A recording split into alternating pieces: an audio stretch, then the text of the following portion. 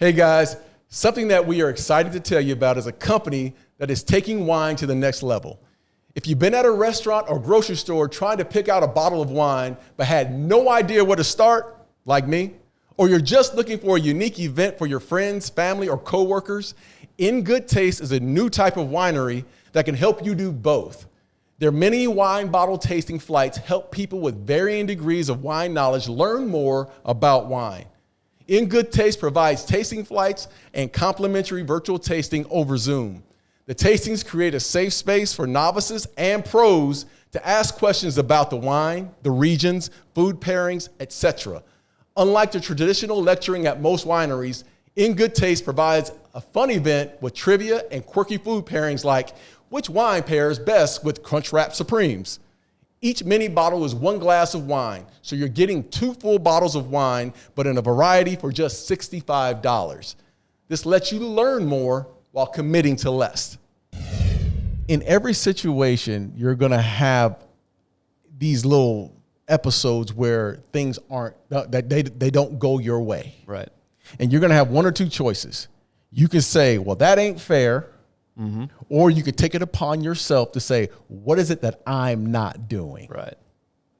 And I would rather take the side of, like, I understand. And same thing like I just said earlier with my kids. I understand. And I tell my kids, life is not fair. So always look within and stop blaming everybody else's ass, because that's the reality of things aren't going to be fair. Look within and say, what can I do? Or what can I do better? How can I make the leap? Yeah. Whatever it is. Yeah.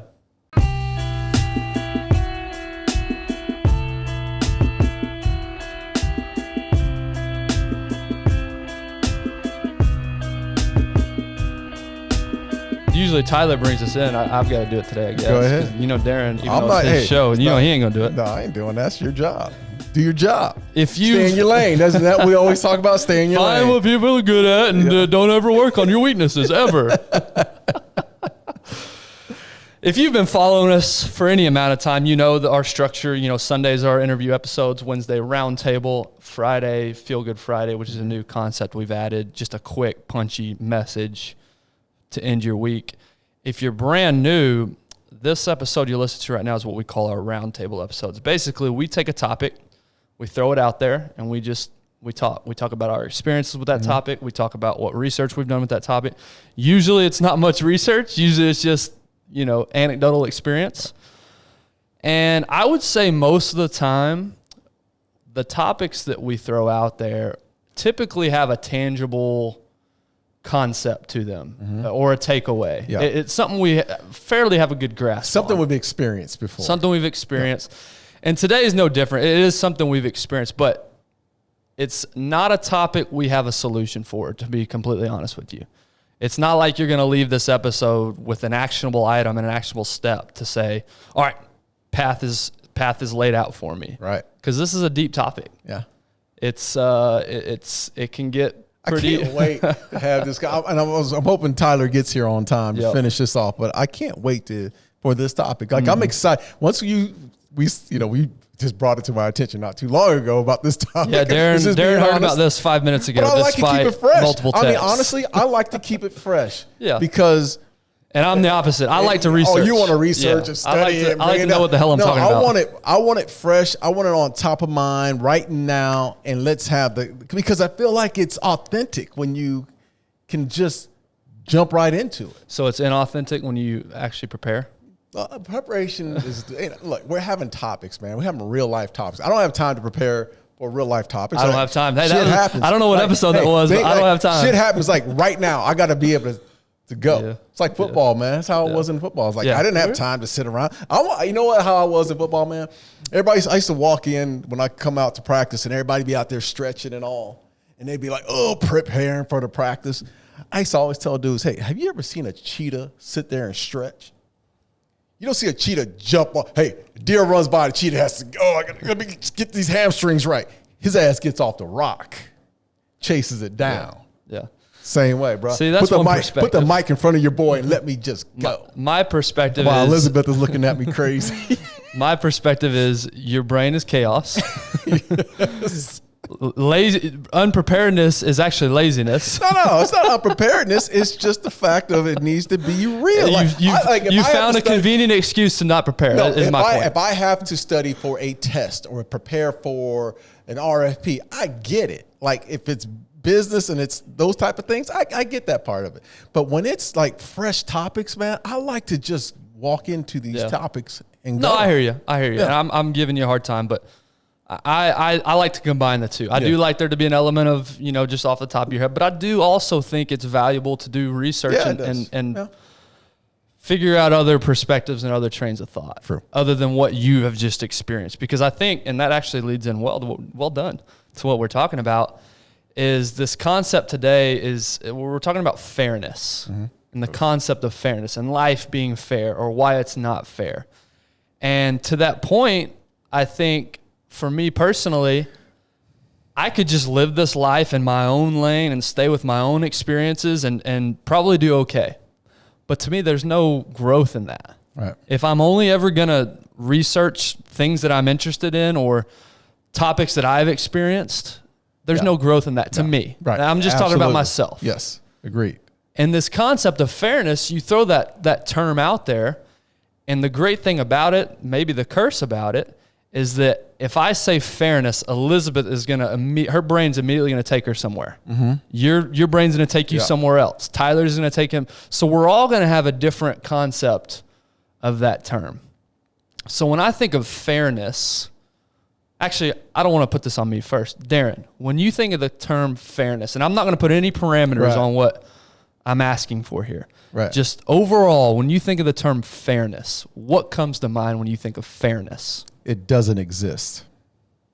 There is no such thing as fair because there's always a winner or a loser. Mm-hmm. Now, you can collaborate and you can get some wins here, and it's almost like a negotiation. You get some of your wins and maybe they get some, but it's a give and take, but it's never equally fair.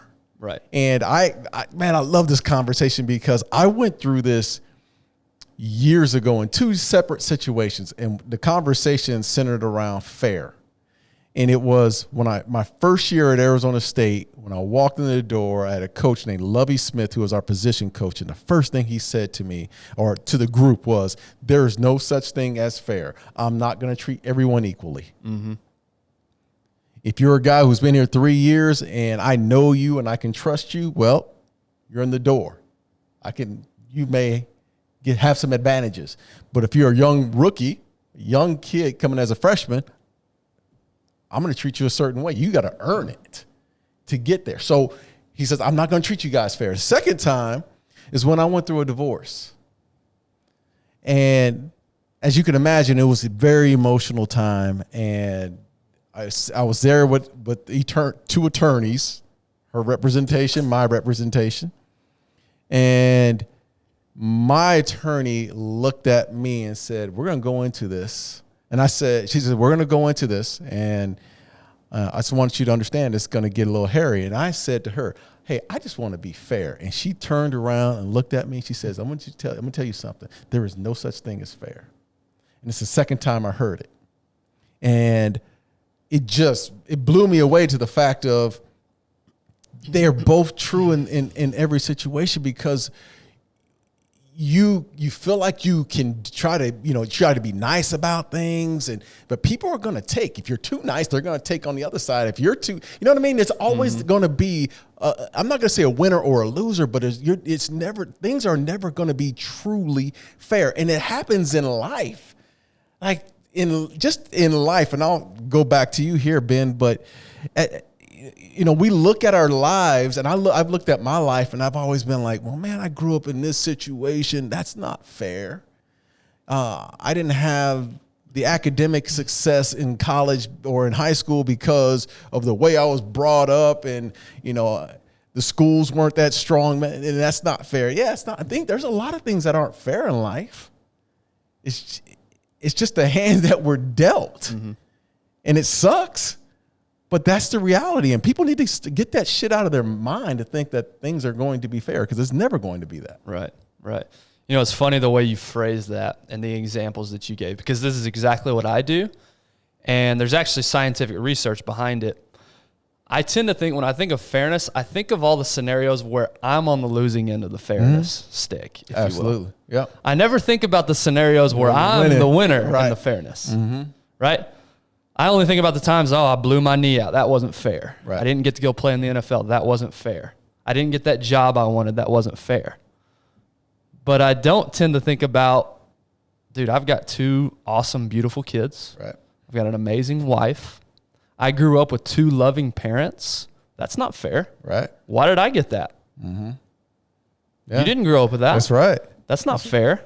So why doesn't my mind go to the scenarios where I'm on the winning side? It only goes to the selfish part of me says, this isn't fair because I'm losing out. Yeah. I tend to suppress the things that are fair that I have the advantage of. Yeah.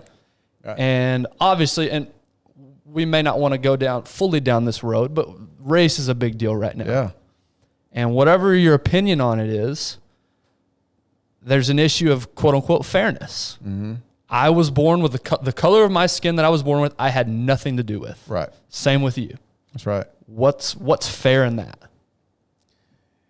And there's not, man. There's just, look,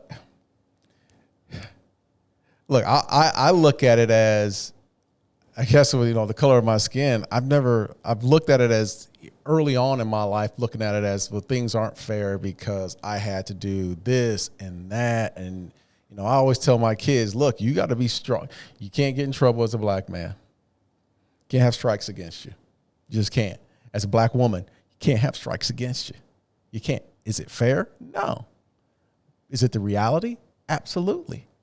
So when you come up in this world, and I told my kids the same thing, look, you can't afford to have anything on your record because they're not going to look, the people that are hiring, most of the people that are hiring are white people, right? They're usually in the position of bringing you in. And I don't want to make this a race deal, but it's the reality of it, right? So they're going to want to hire people that look like them, act like them, that they can relate to. That's just how it's always been. Mm-hmm. So for a person of color, you have to come in and you better bring it. There's got to be something special about you. And I've told that to my kids all the way up. When a cop looks at you a certain way, it ain't fair. Yeah, he may look at your white friend a certain way, no big deal. But he looks at you a certain way. It's not fair, but deal with it. Mm-hmm. Deal with the realities. I think people have a problem with dealing with what the true realities of the world is. And they always want to say, well, damn it, it's not fair. Which, it's just not ever going to be that way. Yeah, there's a couple of layers here because where I sit when you talk about these things that I haven't personally experienced, just being completely honest, my first reaction is to recoil a little bit and to think, I don't know if I believe that. I'm just being completely honest with you. Yeah. My first thought is that I don't know. Let's dig a little. So let's dig a little deeper into this. Is perception of fairness? Is it fair to say that the perception of fairness may or may not align with truth? Yeah, that's fair. Is that fair? No pun intended. Is that fair to say? That's fair to say. Right? So you say the reality is, as a black man, a cop's going to look at me in a certain way. Mm-hmm. And you say that's a reality. And I'm not discounting that is a reality. Right. In certain scenarios. But I guess my thought is, however many cops there are in the world, it's probably fair to say that not every single cop is going to look at you that you're right. way. And I'm painting them with a broad brush. So let's not be, and it's funny because I was actually thinking about this concept on the way over. We as human beings, lazy is a strong word for it, but we tend to do things and create things and invent things that are going to make our life easier. Mm-hmm. And I don't know why I've never put these two together. It's the same way when it comes to the discussion of race, honestly. Right.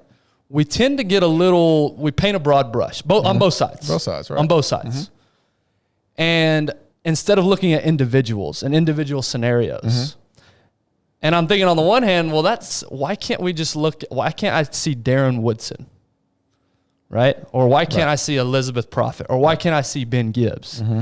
We have to put you in a bucket and you have to put me in a bucket, and you have to put cops in a bucket, and we have to put all black people in a bucket. Why can't we just look at these things individually? I wish it was like that. I wish it was too. Yeah. But it's not fair. So it's not fair. It's not fair. Right. And that's exactly what you're saying. Yeah. Because that's not a reality. Right. Because the tendency is not to look at individual situations, which is not fair. Right. We have to have these type of discussions. Yeah. Eventually we want to work our way, and we want to have a discussion, me and you, that works our way to not being so surface level. Right. If that makes sense. Right. Yeah. Because I want to take the conversation beyond. It's so easy just to say, well, all cops are racist. Right. And that's it. All black people are criminals. Yeah. Like, that's just too easy to say that. It is, and it's exactly, and that's not fair. And that's and there we go to not being fair. And it's, how I guess the reason why I say the things that I say is just through like life experiences, right? Exactly. And I come from a place where it was predominantly minorities, and it was always a struggle. Right. It was simple. It was a struggle in a lot of certain ways, and I saw it through the fact of how my mom was treated, how my uncles were treated, and those that were closest to me, and most of the time it was by those that were in authority. Yep. And those that were in the position of authority were white. So I've always looked at it, and things have changed dramatically since my time when I was a kid. But it was still those experiences that I was going through. Well, those people are in authority, positions of authority. Why are we struggling? And it was kind of the victim mentality at the same time. Why are we struggling through this? Well, because that person controls our, destination, our income, whatever it may be. So you always had these experiences like, man, that ain't fair. That's not fair. That's not fair. And that's when you start to brush everyone with that same brush, right? Just through those experiences. But as you grow older, you start to understand, like, look, in life itself, and I don't care what situation you may be in, whether it be in school or a job or what in a sport, whatever. In every situation, you're going to have these little episodes where things they don't go your way. Right. And you're going to have one or two choices. You can say, well, that ain't fair. Or you could take it upon yourself to say, what is it that I'm not doing? Right. And I would rather take the side of, like, I understand. And same thing like I just said earlier with my kids. I understand. And I tell my kids, life is not fair. So always look within and stop blaming everybody else's ass, because that's the reality of things aren't going to be fair. Look within and say, what can I do? Or what can I do better? How can I make the leap? Yeah. Whatever it is. Yeah. Yeah, let's tug on that a little bit. So you're talking to your kids about fairness, and again, the discussion of what you believe is right or wrong, that's not for now. Right. When you talk about fairness, can you think of any examples where your kids came home and they said, man, Dad, this and this happened to me, that wasn't fair? Yeah. What was your advice to them in that moment? How did you guys handle that? The circumstances, I'll give you an example. I had one of my sons was in Lubbock a number of years ago. God's country. This is I'm going to tell you about God's country here. He was at a party, and it was a predominantly white party. And someone's a female complained to a cop outside the party that someone hit her on the butt. The cop came in, picked my son out. All white party. And then it got a little hostile. So I get DJ we're talking about? DJ ain't backing down. DJ's not backing down. It got hostile, got to be ugly. A couple of guys started to scrum a little bit. The cop got DJ, kicked him out, told him to go home, right? And so I get a call, and this is the hardest moments as a father, is when you get a call and your son is emotional and he's in a situation where he was just having a good time. He says, I wasn't even involved in the situation, but the guy came in and got me. He picked me out. Right? Picked me out of the crowd, that's right? not fair. Not fair. So I had to go back when he and here's this father-son conversation, minority father-son conversation. Who are you with? Where were you?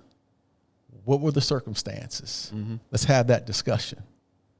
And we had that discussion, and it was clear to him, like, well, maybe I shouldn't have been in this situation. Because why was that clear to him? Because it was clear to him to the fact that, like, look, if you put yourself in certain situations that you might look, we all think, well, we can just go anywhere and do whatever we want. You can't go to Watts, California, wearing a blue shirt. Right. Right? Right. Or you can't even go to Watts, California as a white man and walk down that street, right? Don't underestimate. Shit will happen, right? But this is that fair? No, well, that's not fair, right? Technically, it's not fair. I don't have a desire to do that, but yeah, technically, that's not fair. So let's say you were going somewhere visiting and you just happened to get stopped in Watts, right? Probably not a good idea. Is that fair? Hell no, it's not fair, right? Both of you guys are looking like this dude would get eaten alive. and that's the same perception I gave to my son. Dude, understand the circumstances. Yeah. Yeah. You're in a hostile, alcohol's involved. Mm-hmm. You're way outnumbered. Yep. And the boys that you're with don't really have your back. Yeah. Right? Yeah. Understand the circumstances. It's not going to be fair. Don't put yourself in those situations. You know what I love about that is you're not spending time harping on the wrongdoing or the unfairness. Yeah. You're focusing on what can I do? What can I do to there's Ty Bones. Yo. We're on. We're live. We're on blast, bro. We're on. We're going. You didn't spend time focusing on the unfairness of the situation. You and DJ came up with 3 tangible things you could do in that scenario to maybe be in a better position next time. I don't think your microphone's plugged in. So if you wanna come sit on this chair. Yeah. Come sit down, girl. And we're pulling in our producer into this at some point. Yeah, I would love to hear your perspective because you're a different age than we are. You've had different experiences, obviously, like we talked about earlier. So, first time on the mic. This discussion we're having, what's your thoughts? What's your input on this? So I had a different upbringing from Darren growing up. I grew up playing tennis, which is a predominantly white sport. And I think my mind has changed from a little kid. I didn't really notice the differences between like me and my white friends and like, oh, maybe they're getting this because, so-and-so. I'm like, everyone's equal, everyone, we're just having a blast. Right. And I don't think my mom really just kind of explained to me, but she just always told us like, you need to go everywhere you go. You need to look presentable. I know she's going to kill me right now because I don't look presentable. She's like, everywhere you go, you need to look presentable. Yep. Mm-hmm. I used to have a bad temper on the court. She's like, you're not going to get away with that. Your friends are, but you're not going to do that. They're not going to give you the same opportunities. Right. So she didn't necessarily put it out that it was a race. She just said, you need to be 10 times better than everyone else in order to get the same opportunities that everyone else is getting. Mm-hmm. Mm. And so when I got to college, I kind of veered towards, like, I guess you would say my white friends, and that's what I grew up with. And then I had a teammate, and she was black, and I started veering towards, like, the black community in college. And you kind of notice, like, in the athlete world, common sense was you don't go to the white parties by yourself because you don't really know. You're outnumbered. If something happens, you're going to be the one that they're going to, get in trouble and stuff like that. So I always knew in the back of my mind, I'm not going to put myself in any type of situation where I could be looked at as the one that's going to get in trouble or I'm the one that's going to Did you look at that? Was it fair to you? Did you feel like it was fair? Honestly, that never really crossed my mind about fairness. It just, I always knew in the back of my mind, like, just because I grew up in that environment was I can't put myself in any way, shape, or form that's going to make myself look unbecoming to my mom. That's interesting that you took those you took those things from your mom and you didn't spin it to think this is unfair. You just said, well, this is just what I got to do. This is just what I am. But as I've gotten older and I see and I teach at a really nice facility and I teach wonderful kids and everything, and you just kind of say, oh, man, that's not fair to kids in, East Dallas or like lower income neighborhoods. They're never going to get these opportunities that these kids get.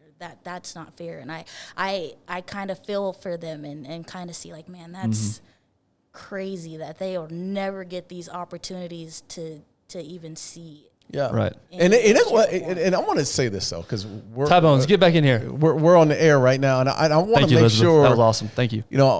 Within this show that it doesn't just speak to the black community. And that's the one thing I don't want to. I mean, we're going to take this to different avenues, but I did want to explore this particular topic because it's so relevant right now. Because this goes across all races. Correct. All races, whatever situation it is. You might have situations where they just, you're one white guy and you're in a Hispanic community and things aren't fair, right? For you. I mean, it's just, but having the topic of fairness is, to me, in my mind, like, we need to get that out of our brains because that's not reality. Yeah. Well, and that's why, whether it's fair or unfair, hearing that coming from you holds a little bit more weight in my mind because of the way you grew up and what you've experienced. Right. Mm-hmm. If we want to turn, because again, you can think of fairness deep, shallow. You can think of it in all sorts of spectrums. We were at for what we do in our day-to-day job, we're in real estate, and I was at a warehouse yesterday, and I knew we were going to talk about this. I knew this topic was going to be what we were going to discuss. So you were prepared. Or I hoped. Right. I guess I didn't run that by y'all yet, and I'm sitting there, I'm walking around the workers sitting there, putting boxes together and putting products together, and I'm sitting there thinking, I did nothing to be born where I was born, to grow up the way that I grew up, to have the connections that I have, to have this now opportunity, this job that I have today. Right. I did nothing for that. And these people did nothing to be in the situation that they are in. So this concept hit me really hard in that moment of, man, life could look a lot different for me had I been born on the other side of town. Yeah. Had I been born, well, I guess I was born in a poor other country, but metaphorically speaking, on the other side of town. We don't choose the situation we're born into. We have nothing to do with that. Right. And so you can look at these situations and think, well, what's fair in that? Right. And so I guess if we're taking it away from the race discussion into opportunities, what's fair about me meeting Darren 5 years ago on a happenstance by luck? Mm-hmm. Darren walks into the gym and literally changes my life. Yeah. What's fair about that on the other 24 trainers that were in that gym that day? Yeah. I didn't choose it, right? Yeah. But you did choose to walk up to him, and you did choose to engage. Well, so he actually, funny story. He racially profiled. I did racially. They said Ben. When I there walked was a black Ben and a white Ben. There was a black Ben and a white Ben. So when I walked in the day before, I was talking to the GM. Yep. The GM and the GM said, "Hey, I know the perfect guy who can train you. His name is Ben." Former football player, athlete, blah, blah, blah. And I was like, oh, okay, cool. So this dude finds the first black dude in the gym he can find. Are things fair? But this is where Ben on his shirt. Exactly. Are things fair in life, right? They're not. So what do? I walk up, you have to walk up these stairs to the top floor, and I walk in, and I said, oh, okay, well, there's a guy named Ben that I'm supposed to be training who's with. Also former, like everything aligned up other than who we are actually are as people. He's there. The other Ben's there. I went to the other Ben. That's not fair, but it's the reality. I'm figuring this is the athlete. Yeah. This is the guy that's supposed to be training. I didn't look like an athlete to you? No, you did, but he's a black dude. So I figured the brother was the real athlete. The real athlete, right? The real athlete. But you know what, man? But I guess to button that up, it wasn't like I didn't do anything special that day. We ended up figuring it out. We ended up working together. And now the course of my life is different because fair or unfair, I had an opportunity to meet you. Yeah. And this is people all over. It's not just but specific to this. that's the idea of luck, right? The idea, what is luck, right? Luck is when opportunity meets preparation. Right. You were prepared. Had you not been a great trainer, had you not been knowledgeable, had you not had the personality, it doesn't. So yes, the intro was there. You worked in the right place. Darren, it's all whatever, right? Fate, whatever you want to call it. But you were prepared. So the work was done. The hard work was done to create the opportunity so that you were prepared when it came about. Yeah. Yep. So I agree, like, that it's not fair. I don't agree that it's not fair. I agree that there was some opportunity that was blessed to you in that relationship, but I don't think that you can look at it and it's not fair, because let's say the other Ben was there and you chose him, and would it have ended up the same? Probably not, because it's just different person, different relationship, different. It's totally different, right? Mm-hmm. So, but I guess the fairness aspect of it is I would have never met him, thus having the opportunities that I have now. So yeah, you would have never met him if you didn't qualify to be a trainer exactly right. at Equinox. But there's other qualified people there that he could have easily worked with and gotten him good results. Probably would have got better results. So if you're looking at, well, that's not fair. I wish I would have gotten. You had both shoulders still intact. I'm gonna skate over that. I'm gonna skate over that. Other trainers could look at that scenario and say, well, that's not fair. He gets to work with Darren Woodson. How's that fair? I'm just as qualified as he is. Yeah. So that's the and the point. Were they though? No, they weren't. Yeah. The point what I'm making is he was good. He was good. The point I'm making, the point that Darren you were making, is the reality situation is things are just not going to be fair. No, that's the reality. You know what? So what do you do with it at that point? Yeah. So I don't want to take away from that. You want to jump in? Go ahead. Well, I was just going to say, and look, I'm going to put it out there right now. I'm sorry. I definitely walked in late to this. So if you guys have already made this analogy on the phone doing business. Yeah. Sorry. This is, you know what though? This is the transparency of this dang podcast. Well, right? This is what we do. Darren's sitting there kind of like not that mad because he's probably going to take a cut of whatever deal you were just about to close. So you are. It is our client, by the way. It is our client. Yes. You're okay. Darren's put on the front that he's upset. He's not upset. Well, let's get back to feeding this topic, my pocket, man. But I want to finish this. Yeah. When I was playing, we used to do this. We used to have this fashion show, and it was put on by Roger Staubach and Troy Aikman, and it was for American Cancer Society. Yeah, the wives do it, right? Well, the wives are doing it now, but back then it was. We used to do this fashion show, and we used to do it at this big hotel, and it was for young kids that had cancer, and we would walk them out on the stage and whatnot. And I remember walking out this little girl. She had to be 6, 7 years old, and I met her backstage, and held her hand, and they had she had lost her hair, she had gone through chemo and all. And I remember looking at her eyes and thinking, and I had kids same age, and thinking, it's not fair. It's not fair. No doubt. I mean, that wasn't fair. Yeah. And it's because, like you said, we've been dealt a hand, and, it's just the circumstances that, each individual has to deal with. But I sat there and thought about, man, this is why, how is it that my kids are healthy, and this family of 5 and their youngest daughter is the one, dude, it was just, that's the reality that starts to hit you, man. And that's the thing, when you start to think, man, either I'm blessed to have the opportunities that I have. I really am. I'm just blessed to have the opportunities that I have, because this could easily have been one of my kids. Yeah. And I agree. And I mean, even on a bigger scale, right? I do a lot with human trafficking and domestic abuse and sexual abuse and groups that help fight that. And it's the same concept, right? Is it fair that, a 5-year-old or a 7-year-old or a 13-year-old is abused by their mom's boyfriend? That's right. You know what I mean? Right. Is that fair? Yeah. Hell no, it's not fair. Yeah. Like that is, and I mean, it breaks your heart because they have zero control over that.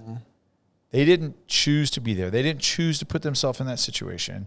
They didn't choose to live with the consequences and the effects of that abuse.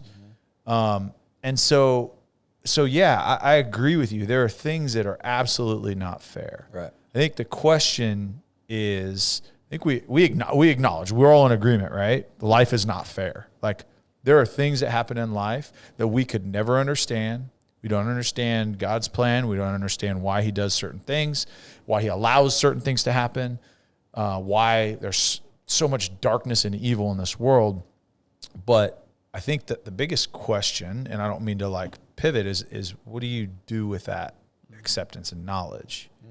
And I'm going to start it off light because, and this is, we got a little heavy there on some topics that were a little bit heavier, but like, I think back of just my football career. And I mean, let's just be, in the NFL is, I had to realize very quickly that it's not fair within a team because I made sure I was the first guy in. I was there. I led. I was an example. I was all this. And there's guys that literally roll in 2 minutes before meetings start, and then they're out the second that they can leave. Mm-hmm. But they're the ones that are getting all the snaps. They're the ones that are getting all the recognition and accolades and contracts and all those things. And here I am fighting for my job every single day, and I'm doing it right. Mm-hmm. It's not fair. But I could sit there and be butthurt about it, and I could be upset, and I could be resentful to him. But one thing that I did is I made a decision early on that it's like, man, first of all, I'm just grateful to be here. Right. And then two, what is me being resentful or hateful or to him, what is that going to do for his career? How is he ever going to shift from maybe just that lack of effort or discipline? How is he ever going to look if I'm that way to him? It's like, no, I'm just going to help. Let's just help and understand that, do what I can do to control it, but don't let those things that I cannot control, the unfairness of this world, control my mindset, my positivity, and my progression as an individual, whether it's in football or off the field, and we can transition to it. But you've got to ask yourself, is this realization that life is unfair, is it going to paralyze me or is it going to encourage me? Yeah.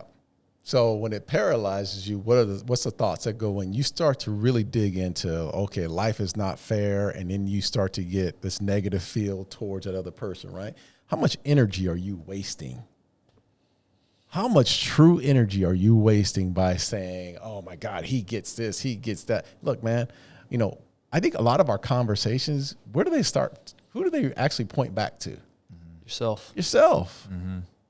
Because it's the same thing your mom probably used to tell you when you had your brothers and sisters, right? What did your mom used to tell you? Life's not fair. Life's not fair. And well, so-and-so has it. You gave it to Jimmy. Why can't I have it? Hey, worry about yourself. Yep. Mm-hmm. Just worry about yourself, man, because it takes so much energy out of you. And again, figure out where, you said it earlier, Ben, figure out where your blessings are and the things that you have. Like, it may be an unfair situation where you lose out, but think about the fair situations you have. You're healthy. Your kids are healthy. You have a nice job. There's so many positives that you have for yourself.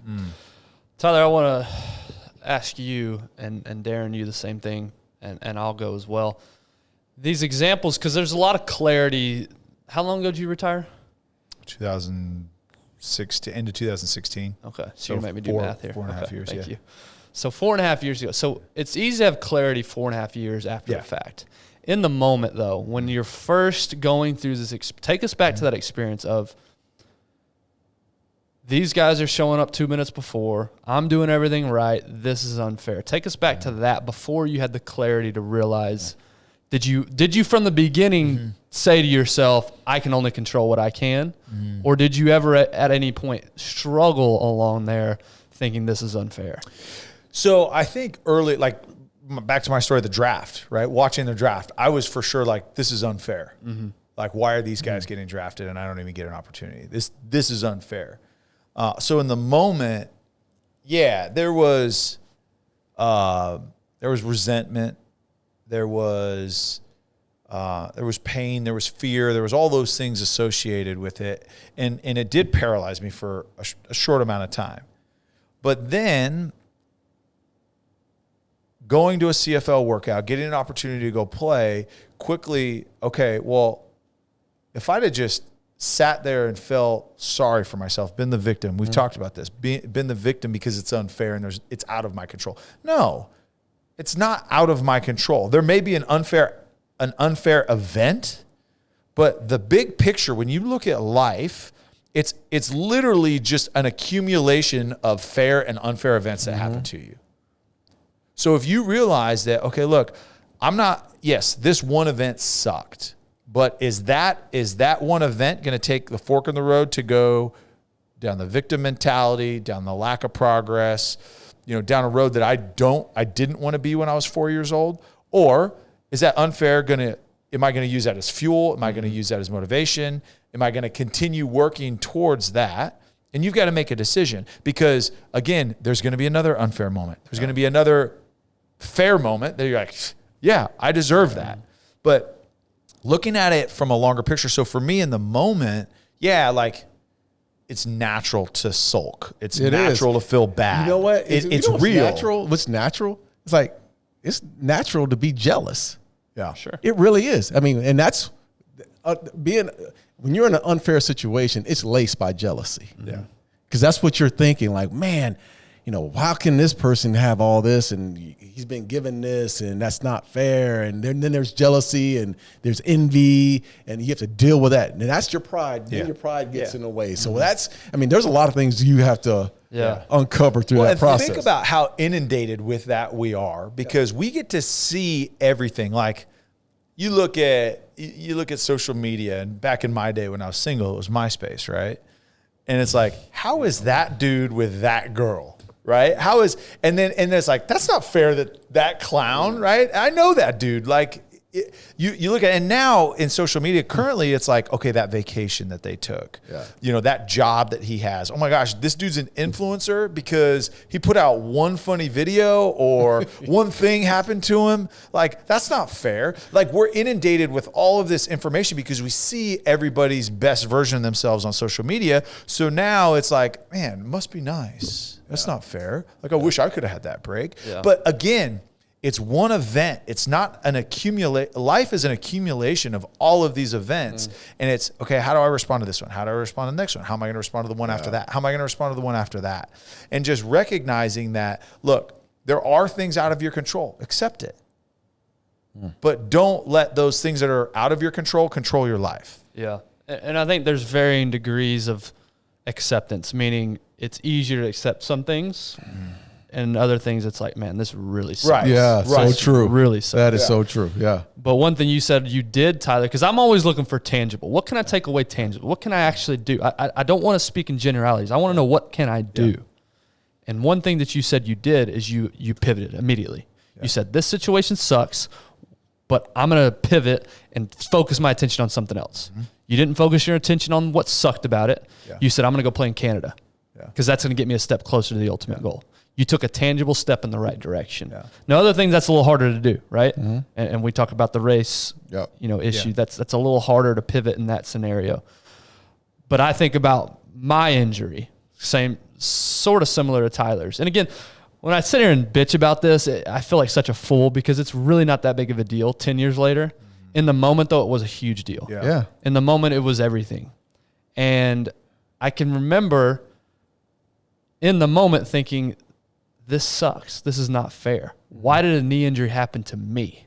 I had everything laid out there perfect. It was all going according to plan. Why did the knee injury happen to me? Mm-hmm.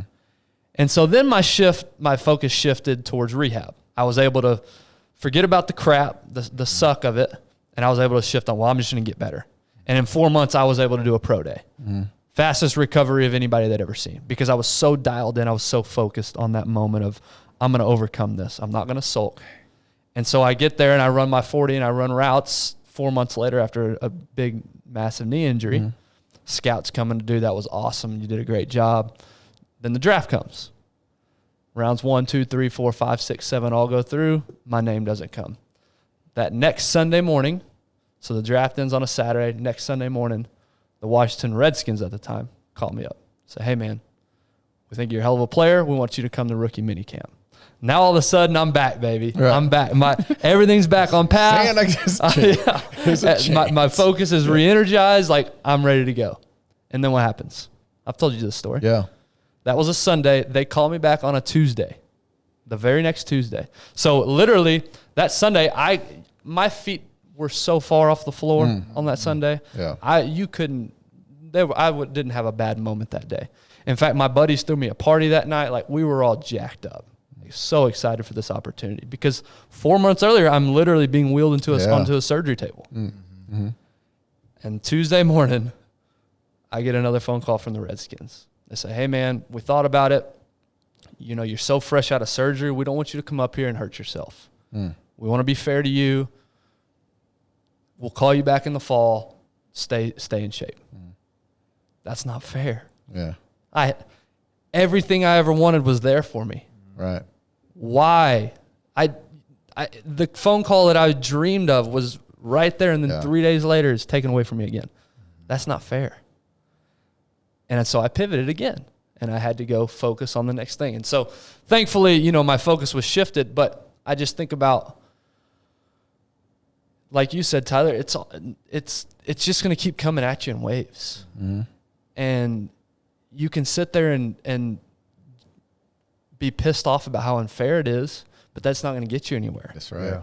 And so I love what you said. You just shifted your focus, and that's what I did in that moment as well. Yeah, and I think, you know, in the NFL specifically, I mean, I'm throwing random numbers out there, but there's probably a year, probably 2,000 guys that are good enough to be on an NFL roster that don't even get a chance. Right. I mean, whether it's a smaller school, whether it's a bigger school, whether it's injury related, that sucks. That's not fair because you've hit the lottery by either having the exposure or getting an opportunity. Yep. But again, and I know you see this now, hindsight, like you said, but that's at maximum 13-year career of your 90-year life. Yeah. Yeah. You know? So what are you gonna let that do over the next 70 years of your life at that point, or 68 years of your life? How are you gonna let that define you? And I think of it, a job, right? Let's say, hey, I'm the most qualified person for this engineering job or this sales job or whatever role it is. I am 100% the most qualified. But because of whatever reason, they pick someone else for another reason, not who's best qualified, but who fits that position based off of their quota that they need to fill, let's say. Right.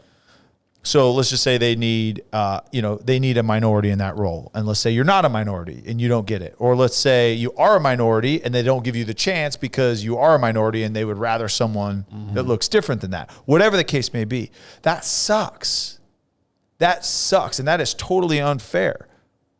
But are you going to let that stop you from applying for the next job? By continuing to get educated, continuing to progress down that career? I hope not. And I hope you make that realization. Look, feel it. Let that pain be real. Don't ignore it. It's laboring in that pain. I mean, the amount of time that it takes you to get out, like those that can overcome obstacles, like overcome, bad situations, are those that are normally successful, right? So it's those that sit there and they lay in that swamp, and then it becomes misery. And then it becomes negativity. And then they want to point the finger. Again, look, we all go through this. We all have unfair moments. But if we continue to just sit there in that swamp, in that negativity, and you start focusing on that, it's hard to get out of it. Yeah. You got to pivot. Yeah. You got to figure out all right, at some point you got to say, hey, man, look, shit, life goes on. The birds are going to chirp tomorrow. Yeah. What's next? I got to move forward. And that's a superpower. Yeah. To what you just said, resiliency is a superpower, and you have that ability. And if you can develop that trait of being able to let things. I want to say this. I want to say this, and because I think there's part of this. Like, and I'm not like, there are some really smart people, really brilliant people that over process things so much. Like, That's not fair. They didn't choose to do that. they did. But, and I tell you, I used to have this coach who say, you know why you're able to overcome things and you're resilient? Because you're not that damn smart. And you just move on to the next. That's a backhanded You know, compliment. no, that's what he's always telling. You just move on to the next, right? Darren, Woodson, you are dumb. If I gotta sit there and process and over, and continue to sit there and can't get out of it. It's like a hamster wheel. You can't get out of it, because you're gonna find what's unfair about You're it. gonna continue. That's one of my biggest flaws. I'm thankful for it in moments, but that's one of my biggest flaws. Yeah. Is I overanalyze everything. That's exactly how I am. I think of every situation and I just get in this hamster wheel of just overthinking it. Now I've tried to get better. Yeah. This podcast has taught me how to be better. And you said something earlier, Darren, you've got to look at self. Yeah. And that's one of the main things that I've picked up from here. Yeah. Is starting to learn to, and I think there's a two-way balance here. You're balancing, I've got to look at myself, but I've also got to look at situations where I can serve and help others as well. I can't just only be focused on me. I've also got to help bring people up along the way. Right. But the point of looking at yourself is that you're not getting outside of yourself and thinking about what you don't have or why this is unfair.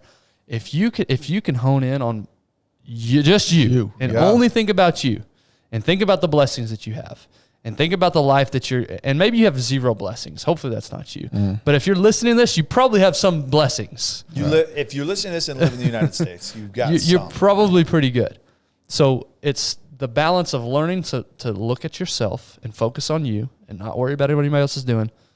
But then again, I don't want to neglect, though, that when things are unfair, and it's unfair to a point that things need to change, you do have to look outside yourself in that moment. And you have to band with other people at a community to make a change. Force change. Yeah, so let's focus on that self thing. Let's make sure we distinguish between things that are unfair and the relation to your perspective of yourself. Yeah. Right? Because there's people that, I shouldn't have got that. I should have got that and he shouldn't have, and I deserved it. And that's unfair that I didn't get it. Deserved. Well, here's one thing. Look, Yeah. if you are constantly thinking that things are unfair against you, you need to take a breath. You need to look in the mirror and you need to ask yourself, is it unfair or is it me?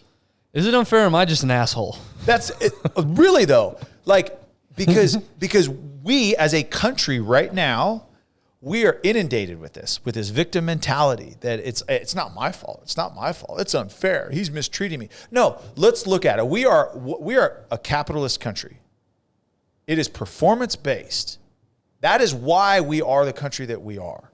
So make sure that if you're just saying it's not fair, make sure that you are checking all the boxes that you're responsible for first. Yeah. Look, yes, there are absolutely checking the boxes that you can control. that you can control. Right. Yes, yeah. Right. That you're responsible for yourself, being responsible for yourself. So let's be very careful when we say, "Oh, just life is not fair." But get over it.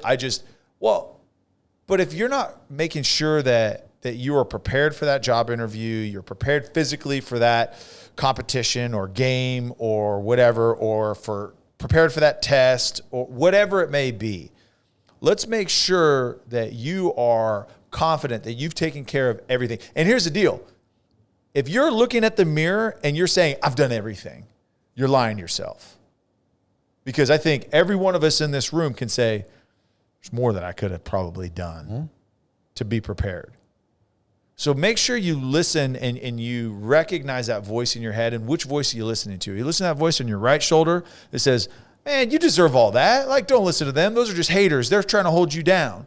Or this voice over here that says, you probably should have gone to sleep a little bit earlier last night. Or you probably shouldn't have eaten that. Or you probably should have read that book. Or you probably should have done your research for that. Make sure that you're listening to that voice that is giving you a logical evaluation of who you are and why the unfair things are happening to you on a constant basis. Yeah, I agree with what you're saying. I do think there's nuance involved in that from the way I grew up and my perspective and my experiences, I have the ability to look at myself in the mirror and tell myself and be real with myself if I'm really doing everything I can.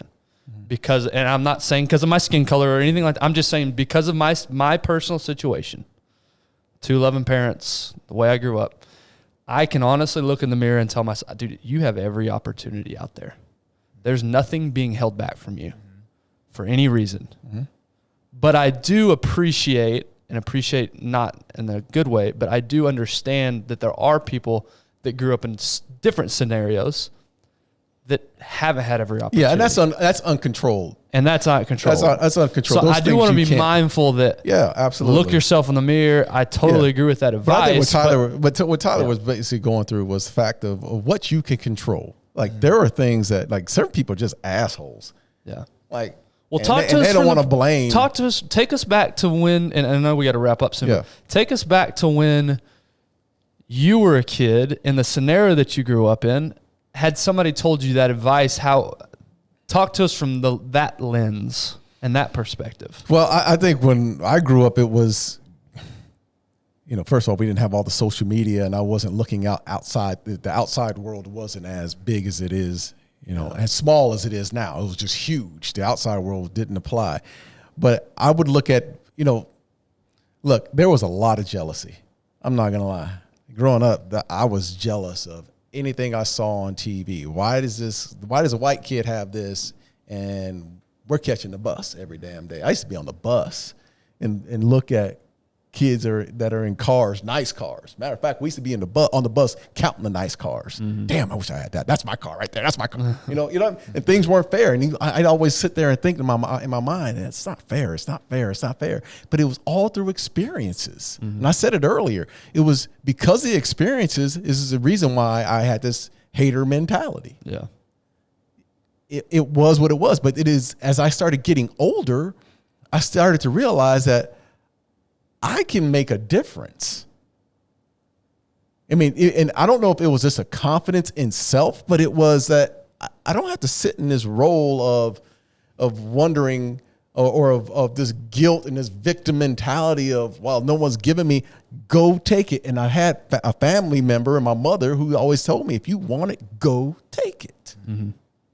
Don't sit back on your hands and don't look at things as unfair. Life is not fair. Yeah. And that was taught to all of us as kids growing up. So I think my mindset was a little different. There's some extremist part of you that has to come out at some point when you're dealt what we call a bad hand. And you see it. You see a lot of guys who come out of the hood and then they get in the pros and you're like, why does this dude act like this? He's an asshole. He's arrogant and blah, blah, blah. It's because he's gone through and he's had to figure it out. Like it wasn't about school and education. It was about survival. And now he's out and now you're like, man, why does this guy act like this? Because, man, the cards were dealt against him. He had to be an extremist to get to where he is now. Right.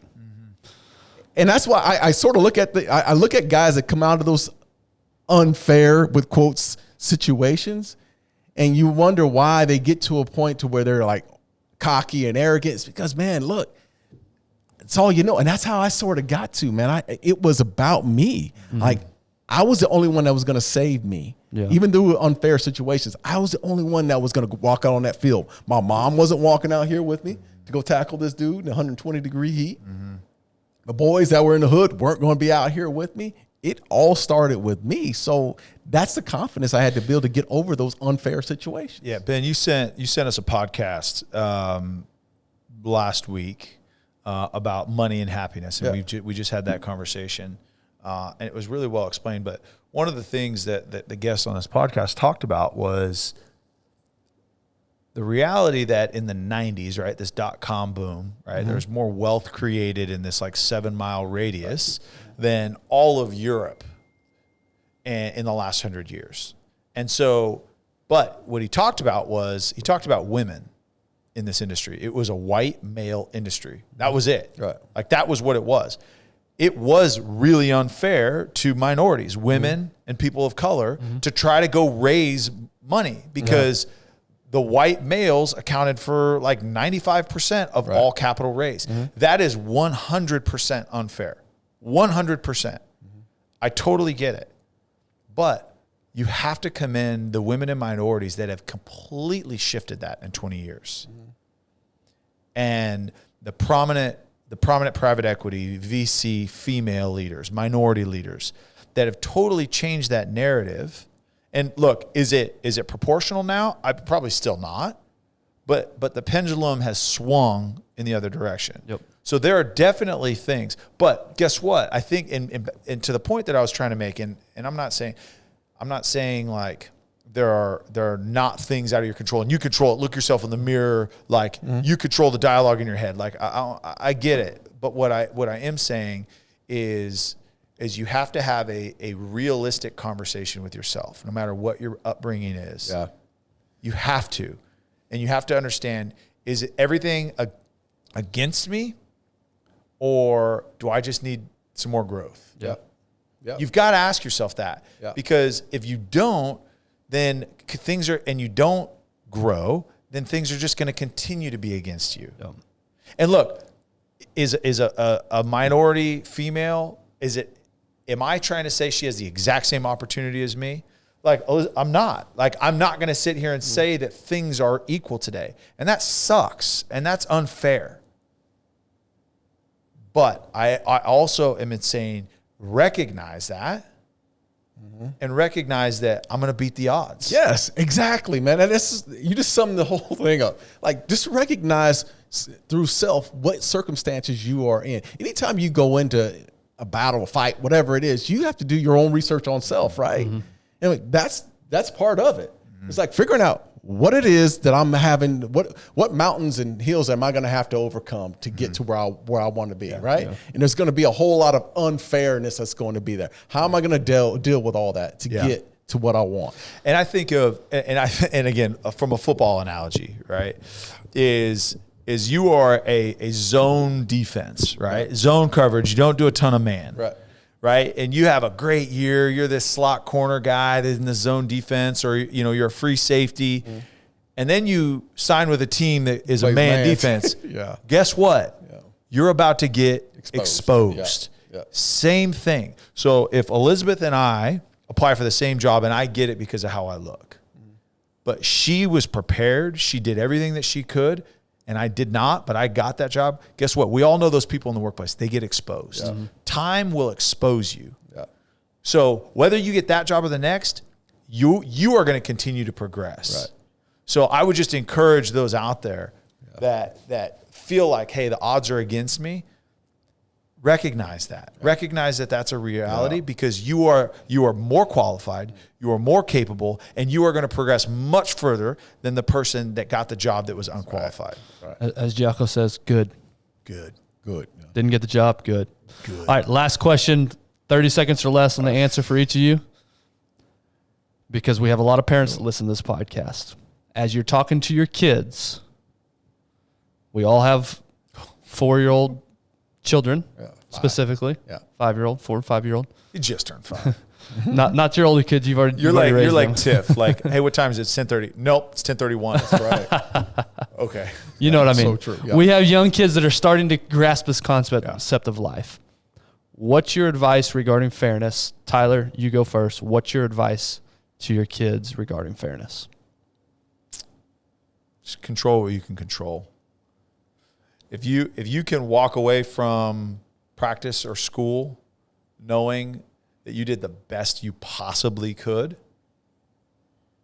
then I am proud of you, and you can sleep easy, because you are going to be better in the whole scheme of life if you continue with that, and you continue with the resilience to know I've just got to keep doing everything that I can in my control. You're going to have coaches, you're going to have teachers that treat you unfairly, things that you don't deserve, don't play you like you deserve. But if you continue to progress, you are going to continue taking those steps up that ladder, and you're going to leave those unfair coaches, those players that unfairly got playing time, you're going to leave them in the dust. It's a long game here. We're not focused on just this one event. Right. Yeah, mine will be real quick. Expose them to unfairness. Expose them. Let them see what unfair looks like. Let them go to the American Cancer Society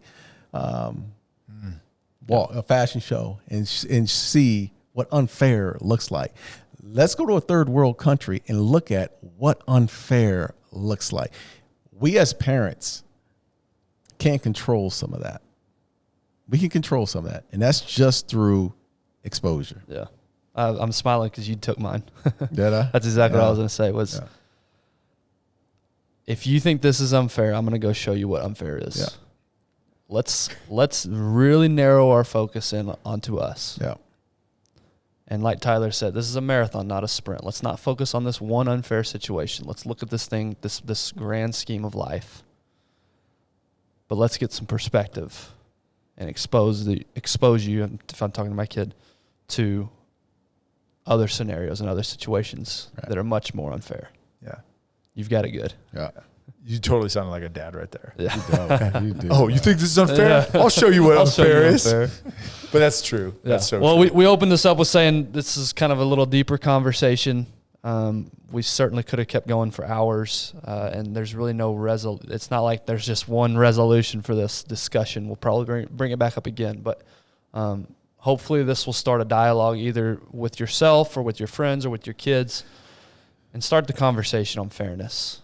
And you know, we'd love to hear from you guys. Follow us on all the platforms: Instagram, YouTube, Facebook, even Yep. Twitter. Yep. All the good stuff. So we appreciate you guys. We'll see you Friday. Thanks again.